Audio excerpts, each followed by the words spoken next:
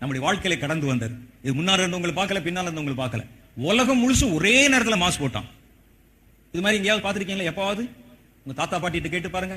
உலகம் முழுசு ஒரே நேரத்தில் பயந்து, ஒரே நேரத்தில் கொள்ளை நோய் வந்து, ஒரே நேரத்தில் நடுங்கி அப்படி இருந்த காலங்கள் இருந்தான்னு பாருங்க. இல்லை, கடைசி நாட்கள்ல தான் நம்ம பார்த்தறியாத பயங்கரங்களை பார்த்தோம். இந்தியாவில மாஸ்க், அமெரிக்கால மாஸ்க், ஜப்பான்ல மாஸ்க், சைனால மாஸ்க். கடைசி காலத்தின் அடையாளங்கள் என்று வேதத்துல கர்த்தர் என்னென்ன சொன்னாரோ அதெல்லாம் நம்முடைய கண்கள் காண இங்கொன்றும் அங்கொன்றுமாக நடக்க ஆரம்பித்திருக்கிறது.